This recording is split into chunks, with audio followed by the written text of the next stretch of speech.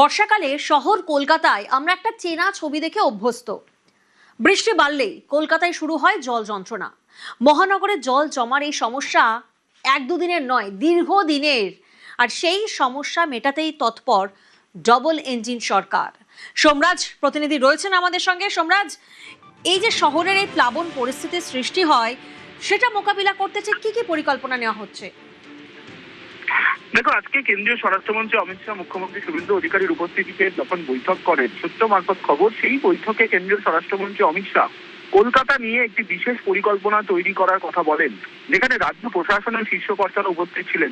রাজ্যের মুখ্য সচিব, স্বরাষ্ট্র সচিব সহ একাধিক দপ্তরের সচিবরাও আজকে বৈঠকে উপস্থিত ছিলেন এবং সেই বৈঠকে এই নির্দেশ দেওয়া হয়েছে বলেই সূত্র মারফত খবর, যেখানে বলা হচ্ছে কলকাতায় জল জমে, বিভিন্ন সময় বৃষ্টি হয় এবং সেই বৃষ্টির কারণে জল জমে বন্যার মতো পরিস্থিতি তৈরি হয় অনেক সময়। কিন্তু এক্ষেত্রে কলকাতা নিয়ে একটা বিশেষ পরিকল্পনা তৈরি করা দরকার। আর সেই বিশেষ পরিকল্পনা তৈরি করার কথাই আজকের বৈঠকে কেন্দ্রীয় স্বরাষ্ট্রমন্ত্রী বলেছেন বলেই সূত্র মারফত খবর। বেশ,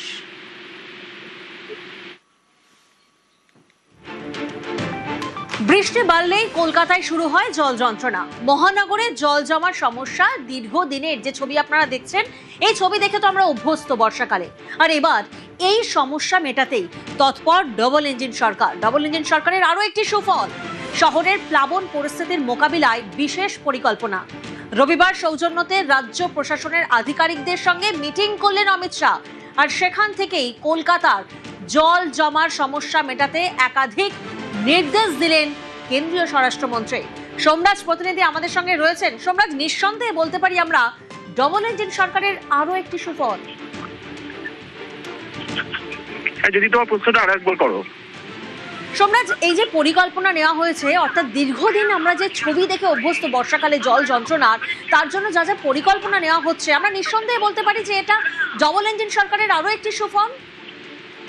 হ্যাঁ দেখো, একদমই। আজকের বৈঠকে কেন্দ্রীয় স্বরাষ্ট্রমন্ত্রী অমিত শাহ একটা বিষয় স্পষ্ট করে দিয়েছেন যে কেন্দ্রীয় অনুদান কোনো ফ্যাক্টর হবে না, কেন্দ্রীয় অনুদান এ রাজ্যের জন্য থাকবে। অর্থাৎ এটাই ডবল ইঞ্জিন সরকারের সুফল, যে একযোগে রাজ্য কেন্দ্র একসাথে কাজ করবে। সে বিভিন্ন ক্ষেত্রেই হোক, কলকাতার জল জমার মোকাবিলার ক্ষেত্রেই হোক বা রাজ্যের সুরক্ষা ব্যবস্থার ক্ষেত্রেই হোক। এবং তুমি যেটা বলছিলে কিছুক্ষণ আগে, এটিএস, তোমাকে জানিয়ে রাখি আজকের বৈঠকে কেন্দ্রীয় স্বরাষ্ট্রমন্ত্রী অমিত শাহ আরেকটা বিষয় বলেছেন, যেটা হচ্ছে রাজ্যেও এটিএস গঠন করতে। অর্থাৎ উত্তরপ্রদেশে এটিএস আছে আমরা জানি, মুম্বাই মহারাষ্ট্রে এটিএস আছে জানি আমরা, বাংলাতেও এটিএস গঠন করার কথা আজকের বৈঠকে কেন্দ্রীয় স্বরাষ্ট্রমন্ত্রী অমিত শাহ বলেছেন, তেমনটাই সূত্র মারফত খবর। অর্থাৎ যেমন স্পেশাল ইনভেস্টিগেশন এজেন্সি গঠনের কথা বলেছেন কেন্দ্রীয় স্বরাষ্ট্রমন্ত্রী অমিত শাহ, তেমনি আলাদা করে এটিএস গঠনের কথাও আজকের বৈঠকে কেন্দ্রীয় স্বরাষ্ট্রমন্ত্রী অমিত শাহ বলেছেন। পাশাপাশি কলকাতায় বন্যা মোকাবিলার করার জন্য পরিকল্পনা তৈরি করতে বলেছেন, যেটা হবে দীর্ঘমেয়াদী পরিকল্পনা। অবশ্যই এক্ষেত্রে কেন্দ্রীয় অনুদান কোনো ফ্যাক্টর হবে না, এটাও আজকের বৈঠকে কেন্দ্রীয় স্বরাষ্ট্রমন্ত্রী অমিত শাহ স্পষ্ট করে দিয়েছেন।